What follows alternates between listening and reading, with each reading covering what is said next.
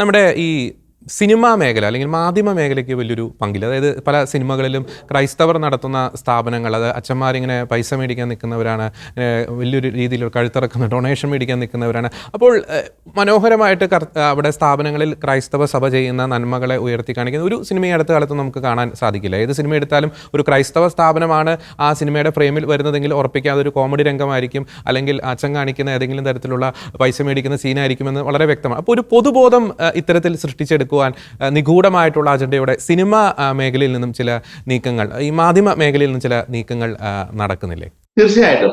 നമ്മുടെയൊക്കെ ചെറുപ്പകാലത്ത് എന്ന് വെച്ചാൽ എനിക്ക് ഒരു 6-7 വയസ്സുള്ള ഒരു പ്രായ സമയത്ത് നമ്മൾ ഈ ആകാശദൂത് എന്ന് പറയുന്ന ഒരു സിനിമ തിയേറ്ററിൽ പോയി കണ്ടത് ഓർമ്മയുണ്ട്. അപ്പൊ അതിന്റെ അവസാനം ആ അനാഥരാകുന്ന കുഞ്ഞുങ്ങളെ ചേർത്ത് പിടിക്കുന്ന നെടുമുടി വേടുവിന്റെ ഒരു കഥാപാത്രമുണ്ട്, ജോസ് പ്രകാശ് നെടുമുടി വേടു നിൽക്കുന്നത്. അത് നമ്മുടെ മനസ്സിൽ നിന്ന് പൗരോഹിത്യത്തെ കുറിച്ചുള്ള ഉന്നതമായ ഒരു കാഴ്ചപ്പാട് കൊടുക്കുന്നു.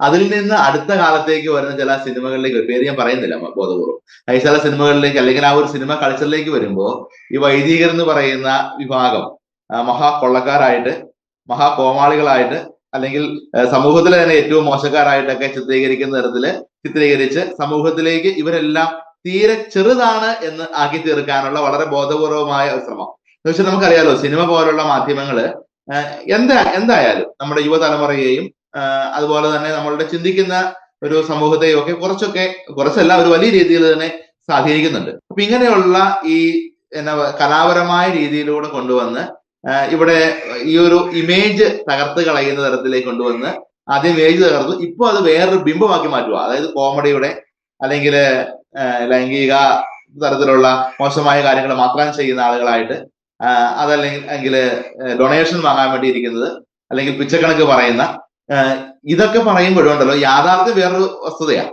ആ യാഥാർത്ഥ്യത്തെ വേറൊരു രീതിയിൽ വളച്ചൊടിച്ചുകൊണ്ട് വന്നിട്ട് വളരെ തന്ത്രപരമായ രീതിയിൽ ഈ സിനിമയിൽ അവതരിപ്പിക്കുമ്പോൾ ഇത് കാണുന്ന കുറെ ആളുകളെങ്കിലും ഒക്കെ ഇത് സത്യമാണ്, അല്ലെങ്കിൽ ഇവരുടെ ജീവിത രീതി ഇങ്ങനെയാണ് എന്ന് കരുതി തീർക്കുന്ന അല്ലെങ്കിൽ ആക്കി തീർക്കുന്ന ചില സംവിധാനങ്ങളിലേക്ക് എത്തപ്പെടുന്നുണ്ട്.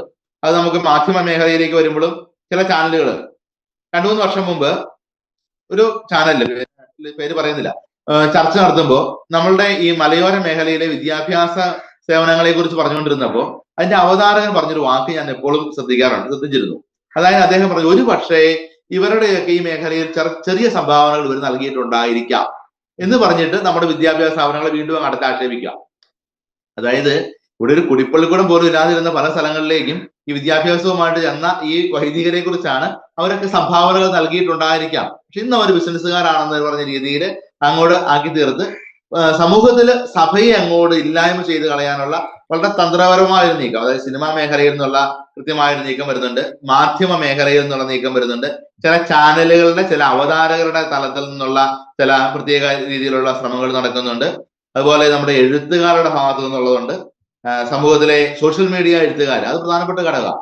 സോഷ്യൽ മീഡിയ എഴുത്തുകാരുടെ കഴിഞ്ഞ ദിവസം നമ്മളുടെ എറണാകുളം ജില്ലയിലെ ഒരു സഭയുടെ ആശുപത്രിയിൽ നടന്ന ഒരു മരണവുമായി ബന്ധപ്പെട്ട് ഒരുപാട് ചർച്ചകൾ നടന്നിരുന്നല്ലോ. അതിന്റെ പശ്ചാത്തലത്തില് ഒരു ഗ്രാമപഞ്ചായത്ത് അംഗമായിരുന്ന ഒരാള് ഈ ആശുപത്രിയെ കുറിച്ച് കുറ്റം പറഞ്ഞു തുടങ്ങി.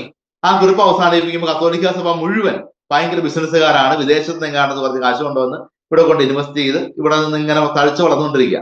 നമുക്കറിയാം, ഇങ്ങനെയുള്ള ആശുപത്രിയിൽ കിട്ടുന്ന ഈ ചികിത്സയുടെ പകുതി പോലും കൊടുക്കാൻ നമ്മുടെ ഗവൺമെന്റ് ആശുപത്രികൾക്ക് കഴിയുന്നില്ല.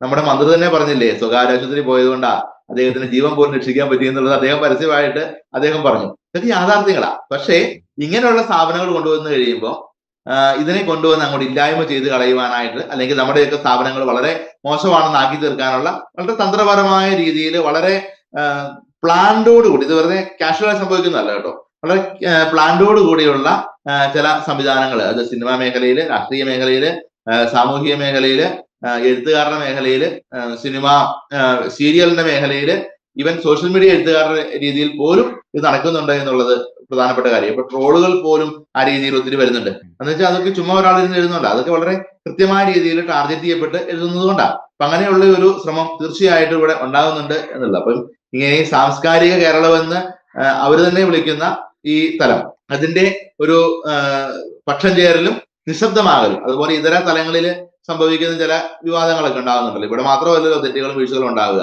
എല്ലാ മേഖലയിലും ഉണ്ടാകുന്നുണ്ട്. അതൊക്കെ വളരെ ഇങ്ങോട്ട് സൈലന്റ് ആയിട്ട് പോവാം. ഇപ്പൊ നമ്മള് ഏതെങ്കിലും ഒരു സംഭവം എടുത്തു പറഞ്ഞ് അതിനെ വിവാദമൊക്കെ നമ്മൾ ആഗ്രഹിക്കുന്നില്ല, എങ്കിൽ പോലും നമ്മൾ കണ്ണു തുറന്ന് കാണുമ്പോൾ നമുക്കറിയാം മറ്റ് ചില സ്ഥാപനങ്ങളിൽ നടന്നിരുന്ന ചില കാര്യങ്ങള്, ചില മേഖലയിൽ നിന്നുണ്ടായിട്ടുള്ള വലിയ വിവാദങ്ങള്, അല്ലെങ്കിൽ ഒരു വലിയ നിരുത്തരവാദപരമായ ചില വീഴ്ചകളൊക്കെ കണ്ടു. അതിനെയൊക്കെ വളരെ ബോധപൂർവമായിട്ട് മാറ്റി നിർത്തിയിട്ട് ചില പ്രത്യേക മേഖലയിലേക്ക് മാത്രം ഫോക്കസ് ചെയ്യാനുള്ള ഒരു ശ്രമം നമ്മളുടെ ഈ മാധ്യമ മേഖലയില്, അല്ലെങ്കിൽ സിനിമാ മേഖലയില്, ഇതുമായി ബന്ധപ്പെട്ടുള്ള എഴുത്തുകളുടെ മേഖലയിലെല്ലാം സംഭവിക്കുന്നുണ്ട്. അതൊരു യാഥാർത്ഥ്യമാണത്.